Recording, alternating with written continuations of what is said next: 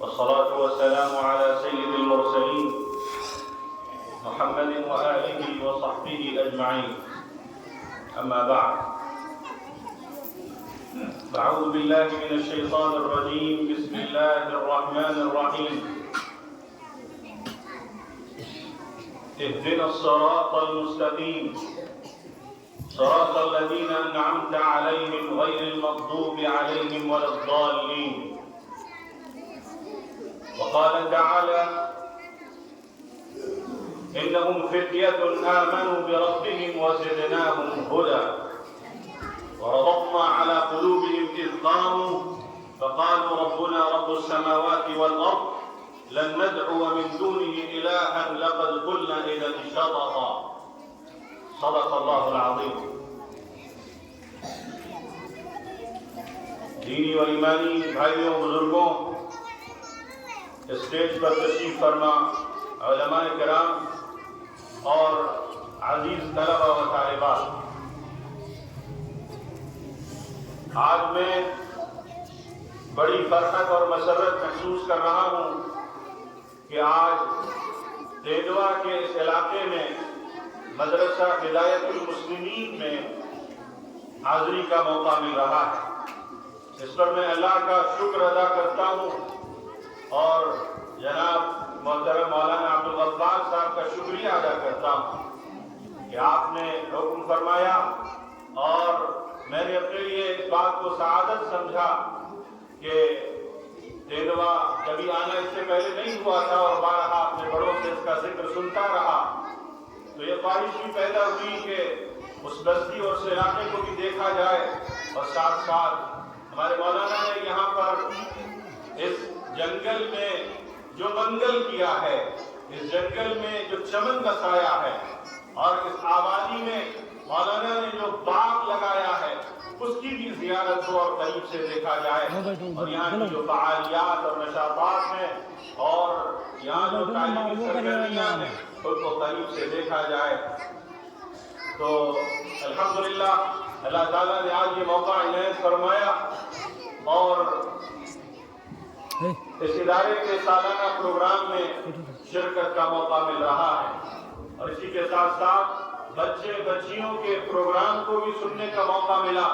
جس سے الحمدللہ اس بات کا اندازہ ہوا اور خوشی بھی ہوئی کہ یہاں پر بچوں کی اچھی تعلیم اور عمدہ تربیت کا انتظام ہو رہا ہے۔ میرے عزیزوں اور بزرگوں، اللہ رب العزت والجلال نے انسان کو پیدا فرمانے کے بعد سب سے عظیم نعمت جو اس کو عطا فرمائی ہے وہ ایمان کی نعمت ہے، وہ ہدایت کی نعمت ہے۔ اسی لیے حضور اکرم صلی اللہ علیہ وسلم کی بعثت سے پہلے کی جو کیفیات ہیں اور جو حالات ہیں، جب حضور اکرم صلی اللہ علیہ وسلم مکہ مکرمہ کی آبادی میں رہتے تھے اور اس آبادی میں جو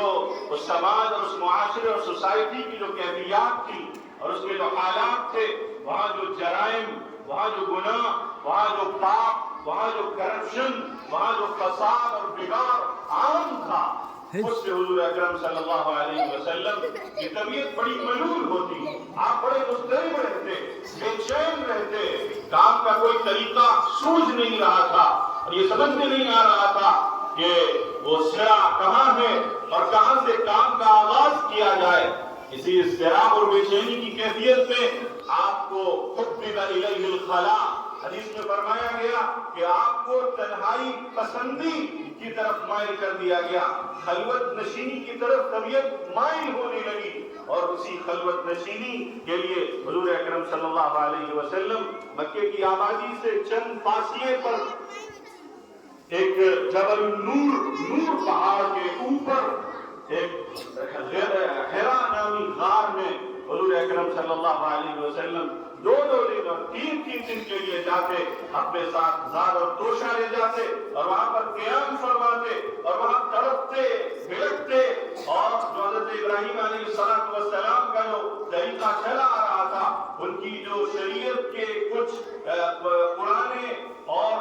دھندلے نقوش باقی رہ گئے تھے، ان پر آپ اس طریقے پر عبادت اللہ کی کرتے اور دھیان کرتے اور اللہ کی طرف متوجہ ہوتے اور اللہ سے دعا مانگتے کہ کس طرح سے اس معاشرے، اس سماج اور اس سوسائٹی کے اندر اصلاح کا کام کیا جائے۔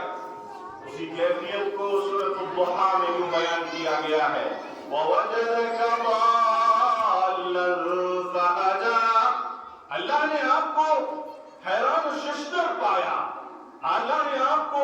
ایسی کیفیت میں پایا کہ آپ مضطرب تھے، بے چین تھے، راہ سجھائی نہیں دے رہی تھی، تو اللہ نے آپ کو راہ دکھا دی، اللہ نے آپ کو طریقہ بتا دیا۔ اسی لیے یہ مدرسہ ہدایت المسلمین مولانا الحمدللہ اللہ کی طرف سے اس بات میں موفق ہے کہ انہوں نے ہدایت المسلمین کے نام سے اس ادارے کو موسوم کیا، کیونکہ ہدایت وہ سب سے قیمتی چیز ہے جو انسان کو اللہ کی طرف سے عطا فرمائی جاتی ہے۔ ہدایت سے ہی مخلوق کا رشتہ خالق سے جڑتا ہے، ہدایت سے معلوم ہوتا ہے کہ بندگی کا طریقہ کیا ہوگا، عبادت کا طریقہ کیا ہوگا، اللہ کی اطاعت کا طریقہ کیا ہوگا، فرما برداری کیسے ہوگی، اللہ کی مرضی کے مطابق زندگی کیسے گزرے گی۔ یہ ہدایت اللہ کی طرف سے ملتی ہے، اسی لیے ہم کو ہر نماز میں اور ہر نماز کی ہر رکعت میں یہ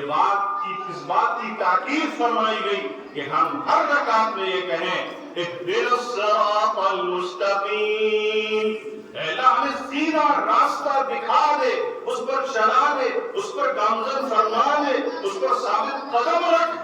ہدایت تو ہم کو مل گئی اللہ کی طرف سے، لیکن ہدایت پر برقرار رہنا، باقی رہنا، ہدایت کا استمرار رہنا، اس پر استقامت اور ثبات رہنا، اس کی ہر نماز کی ہر رکعت میں تاکید فرمائی گئی کہ ہم اپنی زبان سے اس کو ادا کریں۔ اسی بات سے اندازہ ہوتا ہے کہ ہدایت کا جو لفظ ہے وہ کتنا قیمتی ہے، کتنا معنی خیز ہے، اس کے اندر کتنی معنویت ہے، اس کے اندر کتنی تاثیر ہے، اور اس کے اندر کتنی شمولیت ہے اور کتنی وسعت ہے۔ اس اعتبار سے ہدایت المسلمین کے نام سے یہ ادارہ اپنے آپ میں ایک بڑا زبردست ماضی بھی رکھتا ہے اور انشاءاللہ ایک تابناک مستقبل کے لیے انشاءاللہ اس ہدایت کے ذریعے سے اور اس نام کی نسبت سے انشاءاللہ ایک تابناک مستقبل کا ضامن ہے انشاءاللہ۔ میرے بزرگوں، اسی لیے اللہ رب العزت والجلال نے ان جب نوجوانوں کا تذکرہ کیا، جب انہوں نے اپنے دور میں اس دور کی ایک کافرانہ، ظالمانہ، مجرمانہ، طاغیانہ حکومت سے مقابلہ کیا اور وہ کھم ٹھوک کر اس کے سامنے کھڑے ہو گئے اور انہوں نے اس مجرم حکومت کے سامنے گردن جھکانے سے انکار کر دیا۔ اذ قالوا ربنا رب السماوات والارض، جب انہوں نے نعرہ مستانہ لگایا کہ ہمارا رب، ہمارا پروردگار، ہمیں پیدا کرنے والا، آسمان و زمین کو پیدا کرنے والا ہے، ہم اے حکومت کے باغیوں، اے حکومت کے ظالموں، اے طاغی حکمرانوں، ہم تمہارے سامنے جھکنے والے نہیں ہیں۔ جب انہوں نے یہ نعرہ مستانہ لگایا اور یہ موقف اختیار کیا مومنانہ، جرأت مندانہ، اس موقع پر بھی اللہ رب العزت والجلال نے اس پیار و محبت کے ساتھ اور ان کے اس موقف کی تعریف میں جو بات فرمائی، اس کے بعد بھی اسی لفظ کا، اسی اصطلاح کا استعمال فرمایا۔ اللہ رب العزت والجلال فرماتا ہے انہم فتیۃ آمنوا بربہم وزدناہم ہدی۔ یہ ہے وہ نوجوان، یہ ہے وہ عزم و ہمت کے پہاڑ، یہ ہے وہ نوخیز، یہ ہے وہ فتیان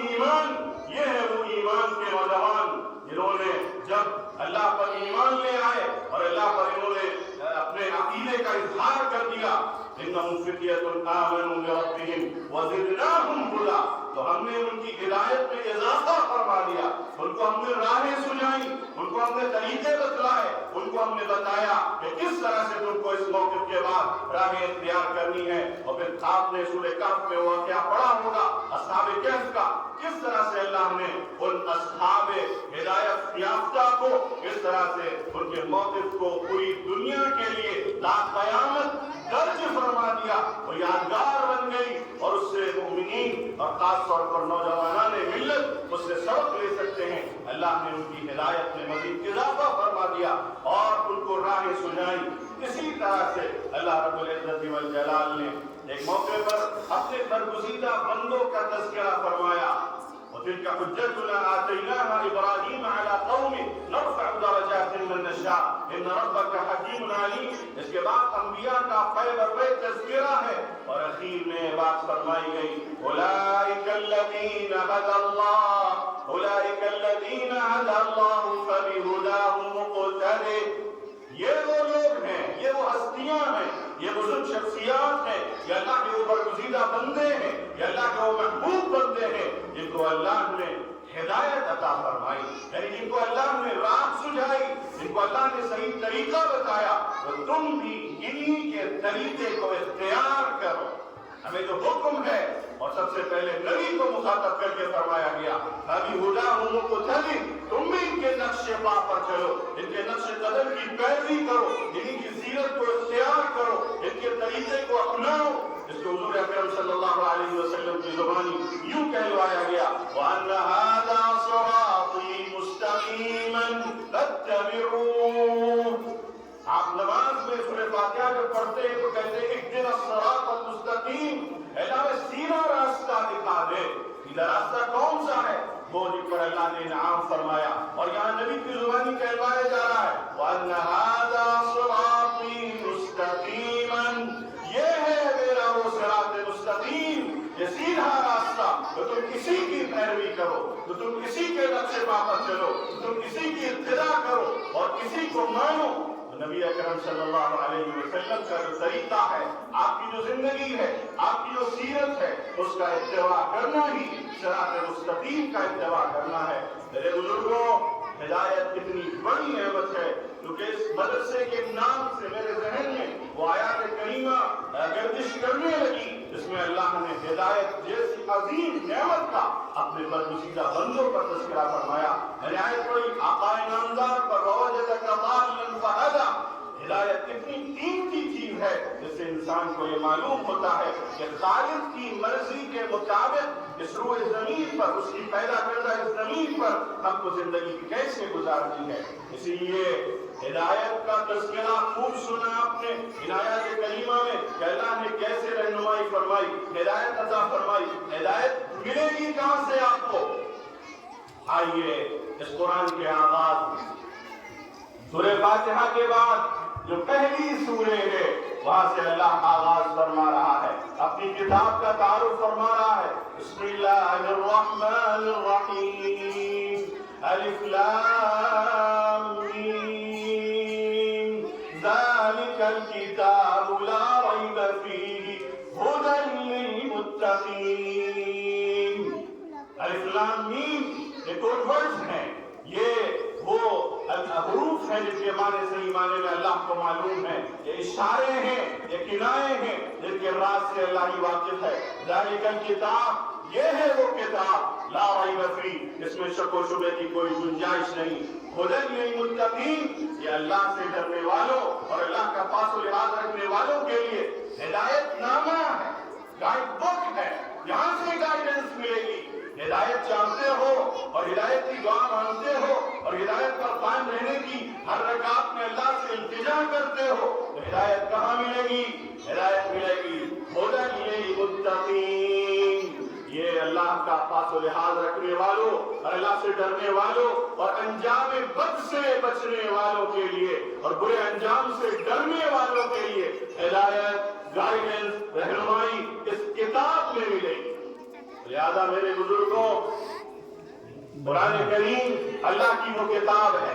قرآن کریم اللہ کا وہ آخری پیغام ہے، قرآن کریم اللہ کا وہ آخری ڈیوائن خدائی میسج ہے جو پوری انسانیت کے نام ہے. کسی خاص طبقے کے لیے، کسی جماعت کے لیے، کسی برادری کے لیے، کسی ملک کے لیے نہیں ہے، بلکہ یہ کتاب آخری ہے، ابدی ہے، سرمدی ہے اور اس کتاب کو تا قیامت بحیثیت شریعت قائم رکھنا ہے. یہ اللہ کا آخری پیغام انسانیت کے نام ہے. ذرا اندازہ لگائیے اور غور کر کے دیکھیے کہ قرآن کی ہدایت سے محروم وہ لوگ یعنی ہدایت کتنی قیمتی چیز ہے اس کو اس کا اندازہ لگانے کے لیے آپ ذرا ایک طرف نظر اٹھائیے اور شبہ القارہ الہندیہ سے یہ بر صغیر سے نظر اوپر اٹھا کر آگے دیکھیے وہ ممالک جو بڑے ترقی یافتہ ہیں، وہ ممالک جن کے یہاں تہذیب و تمدن کی چکا چوند ہے، وہ ممالک جہاں پر دنیا کی زندگی بڑی ترقی یافتہ ہے،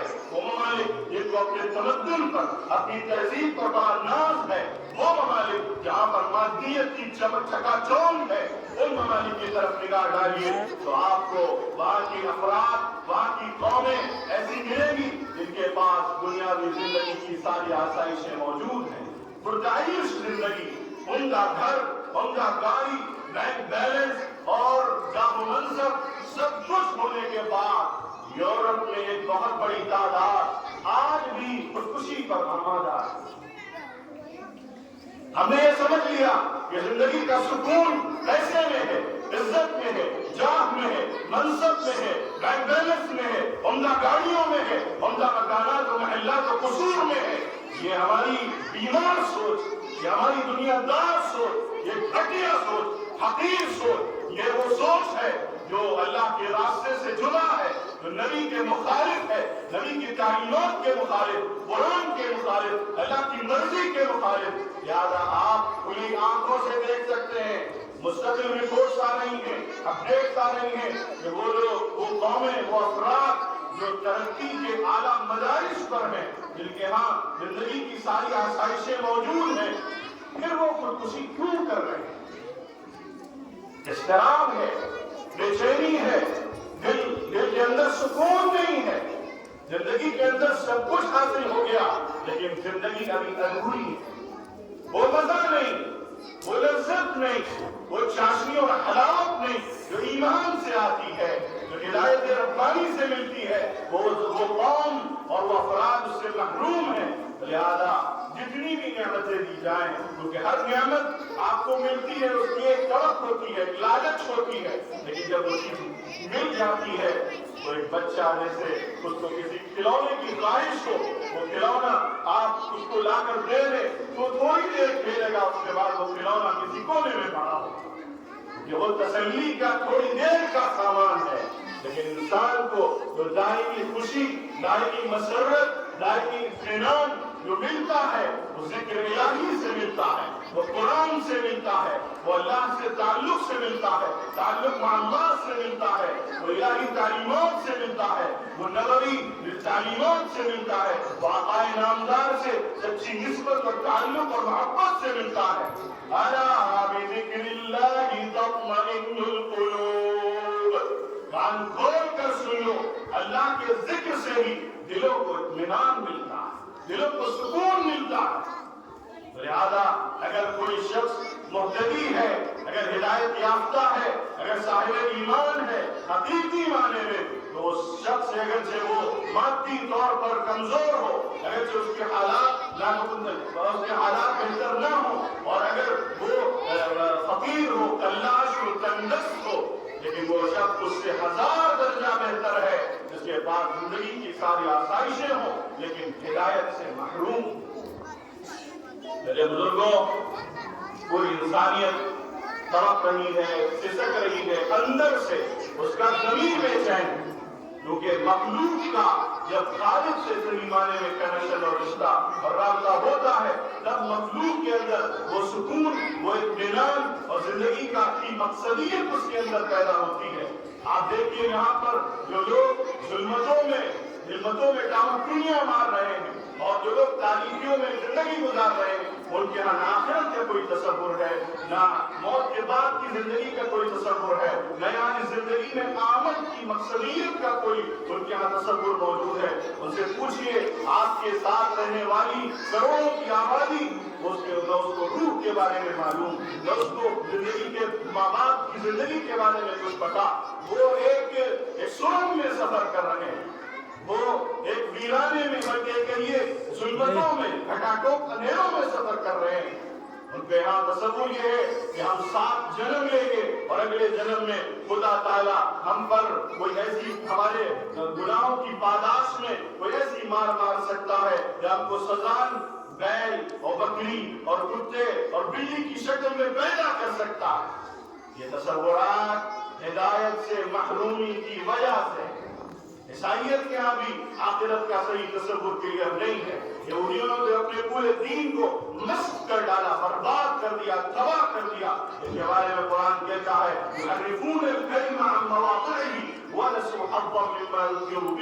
उन्होंने आयात करीमा को, अल्लाह की तालीमात को ऐसा तब्दील किया, ऐसा बदल डाला, उसके अंदर ऐसे चेंजेस किए कि उसका हुलिया बदल दिया, दीन को मस्त शुदा कर दिया। लिहाजा मेरे बुजुर्गों, इस वक्त एक वाहिद कौम है, उम्मत मुस्लिमा, जिसके पास अल्लाह की तरफ से हिदायत रब्बानी का एक नविश्ता, एक नुस्खे कीमिया जिसके पास मौजूद है। लेकिन अफसोस के साथ कहना पड़ रहा है कि कुरान करीम हमारे पास मौजूद है, हमारी मस्जिदों में रखा हुआ है, ताकों में सजा हुआ है, हमारे घर में जुज़दानों में लपेट कर हमने अलमारियों की जीनत उसको बना रखा है, लेकिन हमें कुरान पढ़ने की तौफीक नहीं होती। ये बात मैं यूं ही नहीं कह रहा हूं, जरा अपनी रोजाना की जिंदगी का जायजा लीजिए कि आपने आज कुरान पढ़ा, क्या आपने एक हफ्ते से कुरान खोला? हमारे नौजवानों का हाल ये है कि वो चाय खानों पर, वो कहवा खानों पर और वो आपके रेस्टोरेंट्स के अंदर और वो ढाबों पर अपना वक्त बर्बाद कर रहे हैं, ज़ाय कर रहे हैं, घंटों बैठे हैं, और उसके साथ साथ एक शैतानी आला उनके हाथ में दे दिया गया, मोबाइल की शक्ल में, जिसका सही इस्तेमाल भी हो सकता है और उसका गलत और मनफी इस्तेमाल भी हो सकता है। लेकिन क्योंकि शैतान की तरफ से यलगार है, इब्लीस की तरफ से एक जबरदस्त जंग है उसमें नौजवानों को अगवा करने की, उनको गुमराह करने की, तो हमारे नौजवान उसका शिकार हो रहे हैं। दिन भर हमारे पास वक्त तो है कि मोबाइल की स्क्रीन पर हमारी उंगलियां गर्दिश करती रहें, लेकिन इसकी तौफीक नहीं मिलती कि हम 15 मिनट के लिए, 10 मिनट के लिए कुरान करीम खोल कर देखें। हमारे बूढ़े, मुझे माफ कीजिएगा, जो सूरत हाल नजर आती है कि चौपालों पर बैठे हुए हैं और वो क्या कहते हैं, हुक्कों का इंतजाम है पूरे मुल्क पर और पूरी दुनिया के हालात पर तबसरा तजिया चल रहा है। अखबारों की सुर्खियां पढ़ी जा रही हैं और अखबार के बदले एक हर्फ और एक सत्र को दिमाग में उतारा जा रहा है, लेकिन फुर्सत नहीं है तो कुरान पढ़ने की। ये तो पूरे अखबार का जायजा ले लिया जाए और रोजाना अखबार पढ़ना जरूरी समझा जाए, लेकिन कुरान करीम को 10 मिनट निकालना उसके लिए मुश्किल है। हज़रत उमर इब्न ख़त्ताब रज़ियल्लाहु तआला अन्हु ने एक मरतबा फरमाया था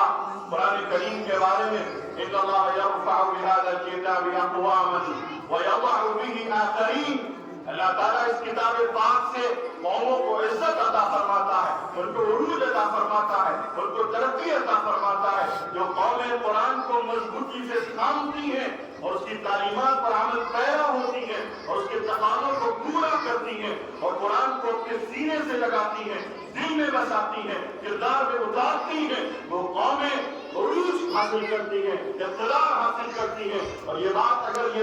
एक नजरिया और एक थ्योरी लग रही हो तो पलट के जाइए और देखिए आका नामदार की मस्जिद नबवी में, उस सुफ़ा के सहन में, मस्जिद नबवी के सहन में सुफ़ा के उसको चबूतरे पर बैठने वाले वो लोग, उन्होंने जब कुरान को पढ़ा, उसको समझा, उसको पढ़ा और उसकी स्पिरिट उन्होंने अपने अंदर मुंतकिल की और वो करंट अपने अंदर मुंतकिल किया। वो लोग रोमन एम्पायर और पर्शियन एम्पायर को फतेह करने वाले बन गए। वो लोग जो मस्जिद की चटाइयों पर, बल्कि चटाई भी कहाँ थी वहां मैसर उनको, जो मस्जिद की कंकरियों पर बैठते थे, उनके अंदर ऐसे लोग पैदा हुए जिन्होंने दुनिया की किस्मत बदल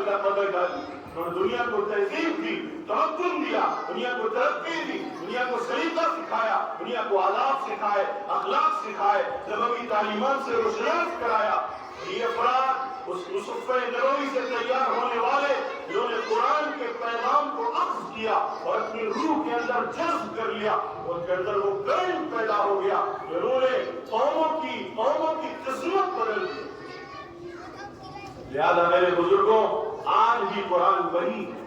कुरान पुराना नहीं हुआ है, कुरान के अंदर वही तासीर है, वही करंट है, वही ताकत है, उसके अंदर वही قوت ہے، وہ ایک ابلتا ہوا چشمہ ہے، اس سے ایمان ابل رہا ہے، ہدایت ابل رہی ہے، نور ابل رہا ہے۔ لہذا قرآن کریم کو مضبوطی کے ساتھ تھامنا ہے اور اس کو پڑھنا ہے۔ اور میں مبارکباد دیتا ہوں مولانا کو، انہوں نے اس جنگل میں اس منگل کا ایک منظر پیدا کر دیا ہے، قائم کر دیا ہے۔ یہ نونہالوں کو، قوم کی ان بچی اور بچیوں کو، ان کو دینی تعلیم کے لیے ایسا انتظام فرمایا گیا۔ جبھی میں ان کے پروگرام سن رہا تھا وہ اندازہ ہو رہا تھا کہ ماشاءاللہ بڑی اچھی تعلیم اور تربیت کا انتظام کیا جا رہا ہے۔ ان کی ذہن سازی ہو رہی ہے، بلکہ اس سے آگے بڑھ کر یہ کہا جائے کہ مدارس کے اندر جو تعلیم کا انتظام ہوتا ہے وہ ہدایت ربانی پر مشتمل ہوتا ہے، جس کی بنیاد پر مدرسہ وہ سکھاتا ہے جو اسکول نہیں سکھاتا، جو کالج نہیں سکھاتا،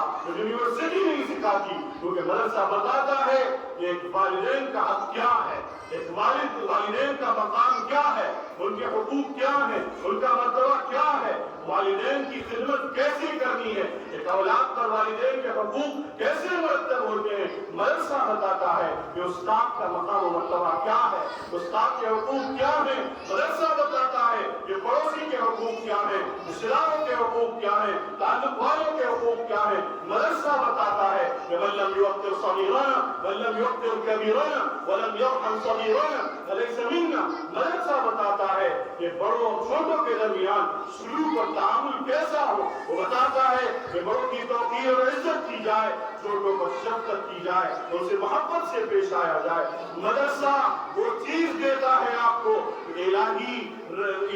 ہدایت پر مشتمل ہے۔ مدرسہ آپ کو صرف نظریات نہیں پڑھاتا، بلکہ وہ آپ کو ایک صالح انسان بناتا ہے، اور ایک صالح انسان ایک سماج کی ایک یونٹ ہے۔ اگر انسان صالح ہو جائے تو پورا معاشرہ صالح ہو جائے گا، کیونکہ انسانوں سے مل کر ایک سوسائٹی بنتی ہے، ایک سماج بنتا ہے۔ اور ایک فرد کی اصلاح کر دی جائے، اس فرد کی تربیت کر دی جائے۔ لہذا یہ مدرسہ اور اس طرح کے جتنے بھی دینی مدارس ہیں، کیونکہ ان کا رشتہ اللہ سے قائم ہے، نبی سے قائم ہے، مدرسہ صفہ سے قائم ہے، ہدایت ربانی سے قائم ہے۔ لہذا یہ مدرسے اس روئے زمین کے ستارے ہیں، اس روئے زمین کے یہ وہ دمکتے ہوئے اور چمکتے ہوئے تارے اور ستارے ہیں جن پر آسمان کے فرشتے بھی ناز کرتے ہیں۔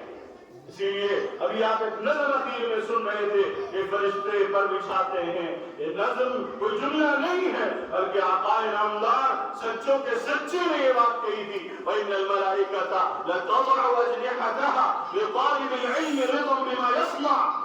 یہ فرشتے طالب علم کی اس کی کارکردگی اور طالب علم میں اس کے شرف، اس کی محنت، اس کی جافشانی اور اس کی قربانی کو دیکھ کر خوش ہو کر بنائے لیتے ہیں، اس کے قدموں اور اس کے پیروں کو، اس کے ہاتھوں کو اور اس کی پیشانی کو بوسے دیتے ہیں اور چومتے ہیں، اور اس کے لیے طالب علم کے لیے فرشتے اپنے پر بچھا دیتے ہیں۔ بعض روایات میں آتا ہے کہ سمندر کی مچھلیاں طالب علم کے لیے دعا کرتی ہیں۔ لہذا طالب علم یہ بہت بڑا مقام ہے طالب علم کا، اور طالب علم بھی وہ ہو جو قرآن کا طالب ہو۔ اس کے بارے میں خود آقا نامدار نے فرما دیا، خیرکم من تعلم القرآن وعلمہ، تم میں سب سے بہتر وہ ہے جو قرآن سیکھے اور قرآن سکھائے۔ اور اگر کوئی شخص یہ سمجھتا ہے کہ میرا بچہ جو اسکول جاتا ہے وہ اس سے افضل ہے جو مکتب جاتا ہے، وہ اس سے افضل ہے جو قرآن پڑھتا ہے، اور وہ اس سے افضل ہے جو دینی تعلیم حاصل کرتا ہے، اس کے دل میں روگ ہے، وہ مومن نہیں ہے، کیونکہ اس کو آقا نامدار کی زبان پر، آپ کے فرمان پر اور آپ کے ارشاد اور آپ کے قول پر یقین نہیں ہے۔ جب آقا نے فرما دیا کہ خیرکم من تعلم القرآن وعلمہ، تو میں سب سے بہتر وہ ہے جو قرآن سیکھے اور قرآن سکھائے، تو کون ہے جو یہ کہے اور کون ہے جو یہ سوچے اور سمجھے؟ اس کو 1000 بار کلمہ پڑھنا چاہیے اور اپنے ایمان کی تجدید کرنی چاہیے۔ لہذا میرے بزرگوں، قرآن کریم سے سچا رشتہ قائم کیجیے، اور میں مولانا سے درخواست کروں گا کہ ہدایت المسلمین کے اس ادارے اور اس مکتب میں بزرگوں اور بڑوں کے لیے بھی ایک الگ سے کلاس لگائی جائے، ان کے لیے سواہی مساہی درجوں کا کلاسز کا انتظام کیا جائے، نوجوانوں کے لیے قرآن کی تعلیم کے حلقے لگائے جائیں، بزرگوں کے لیے قرآن کی تعلیم کے حلقے لگائے جائیں، اور خواتین کے لیے بھی الگ سے انتظام کیا جائے. جو لوگ محروم رہ گئے، جن کو قرآن صحیح سے پڑھنا نہیں آتا، جن کی تجوید صحیح نہیں ہے، ہم یہ تو چاہتے ہیں کہ ہمارا بچہ انگریزی ایسی بولے کہ جیسے انگریز بولتا ہے، لیکن ہمیں اس کی فکر نہیں ہوتی کہ ہمارا بچہ قرآن ایسا پڑھے جیسے عرب پڑھتا ہے، جیسے حضور نے پڑھا، جیسے صحابہ کرام رضوان اللہ علیہم اجمعین نے پڑھا، جیسے ہمارے تابعین اور اتباع تابعین نے پڑھا. لہذا اس کا شوق، اس کا جذبہ زیادہ ہونا چاہیے. لہذا تجوید کی بھی تک اصلاح ہو اور قرآن کریم کی صورتوں کو یاد بھی کیا جائے، قرآن کو پڑھا جائے، اس کے مطلب کو سمجھا جائے. گائیڈنس اور ہدایت قرآن میں ہی ملے گی. گائیڈنس اور ہدایت یعنی زندگی گزارنی کیسی ہے، اللہ کی مرضی کیا ہے، اللہ ہم سے چاہتا کیا ہے، اور اللہ ہم کو حیثیت ایک بندے کے کس طرح دیکھنا چاہتا ہے. آئیے قرآن پڑھیے اور دیکھتے چلے جائیے. قد افلح المؤمنون الذين هم في صلاتهم خاشعون والذين هم عن اللغو معرضون والذين هم للزكاة فاعلون والذين هم لفروجهم حافظون إلا على أزواجهم أو ما ملكت أيمانهم فإنهم غير ملومين. یہ ہدایات ہیں، یہ اوصاف ہیں، یہ خصوصیات ہیں جن اوصاف سے آپ کو متصف ہونا ہے. رب کو یہ صفات پسند ہیں. دوسری جگہ یہ وعباد الرحمن الذين يمشون على الأرض هونا وإذا خاطبهم الجاهلون قالوا سلاما والذين يبيتون لربهم سجدا وقياما والذين يقولون ربنا اصرف عنا عذاب جهنم إن عذابها كان غراما. بڑھتے چلے جائیے. یہ وہ خصوصیات ہیں، یہ وہ صفات ہیں جو اللہ چاہتا ہے کہ اپنے بندوں میں دیکھے. اسی لیے قرآن آئینہ ہے. میں کہتا ہوں قرآن آئینہ ہے. قرآن کو اپنے سامنے رکھیے تو جیسے آئینہ جھوٹ نہیں بولتا، جیسی آپ کی تصویر ہے، جیسے آپ کا حلیہ ہے، قرآن آپ کو دکھاتا ہے تو آپ اپنی اگر کہیں کوئی دام دبا لگائے آپ دور کر لیتے ہیں، سمجھ جاتے ہیں، سچ جاتے ہیں. اسی طرح قرآن کے آئینے میں اپنی زندگی کو سنواریے، سجائیے، بہتر کیجیے. جو گناہوں کے اور بد کرداری کے، یوں کہیے کہ برے اخلاق کے، برے ادوار کے جو داغ و دھبے آپ کی سیرت پر لگے ہوئے ہیں ان کو دور کیجیے اور قرآن کے رنگ میں رنگ جائیے اور اس کے سانچے میں ڈھل جائیے. اور آپ لوگ اس سلسلے میں مبارکباد کے مستحق ہیں کہ آپ نے اپنے بچوں کے لیے اور ان کی تعلیم کے لیے اس مدرسے کا اور مکتب کا انتخاب کیا. یہ آپ کی پرائرٹی ہر مسلم کی ہونی چاہیے کہ اس کا بچہ سب سے پہلے قرآن پڑھے، قرآن سے وہ شناس ہو، قرآن سے آشنا ہو، اس کا سب سے پہلا رشتہ قرآن سے قائم ہو. جو بول وہ بولے سب سے پہلے اس کی زبان کو قرآن کے زمزم سے دھویا جائے، تر کیا جائے، پاک کیا جائے، اس کے بعد وہ کچھ بھی پڑھے. ہم دوسری سائنسز اور دوسرے علوم کے مخالف ہرگز نہیں. امت میں ہر طرح کے افراد کی ضرورت ہے. امت کو ڈاکٹرز بھی چاہیے، انجینئرز بھی چاہیے، سائنٹسٹ بھی چاہیے، ایروکیٹس بھی چاہیے، ایڈوکیٹس بھی چاہیے. ہر طرح کے افراد کی امت کو ضرورت ہے. لیکن سب سے پہلے قرآن کے دربار میں آنا پڑے گا، کیونکہ ہدایت کہاں سے ملے گی؟ جو سب سے قیمتی چیز ہے انسان کی، جو سر وجود ہے اور اس زندگی میں انسان کے وجود کا سب سے بڑا جو راز الہی ہے بلکہ عطیہ الہی ہے وہ ہدایت ہے. ہدایت المسلمین کے بانیان اور خاص طور پر اس کے مؤسس اور یہاں پر جو عملہ کام کرنے والوں کا ہے، اساتذہ ہیں اور دوسرے ذمہ داران ہیں اور یہاں پر جو کیا کہتے ہیں استانیوں ہیں، وہ سب مبارکباد کے مستحق ہیں کہ آپ نے بڑی اچھی بچوں کی تعلیم و تربیت کا انتظام کیا ہے. پروگرام سے الحمدللہ زیادہ ہوا. میں دعا کرتا ہوں اللہ تعالیٰ سے کہ اللہ تعالیٰ اس ادارے کو قبول فرمائے اور اس پوری بستی کے لیے اس جگہ کو بقعۂ نور بنا دے، مرکز علم و عرفان بنا دے اور انشاءاللہ ہر طرح کی ترقیات مادی ہو چاہے معنوی اس ادارے کو عطا فرمائے. اور اللہ تعالیٰ اپنی بارگاہ میں بھی قبول فرمائے اور بندوں کے درمیان بھی مقبولیت عامہ عطا فرمائے. میں اسی بات پر اپنی گفتگو ختم کرتا ہوں. وآخر دعوانا الحمدللہ.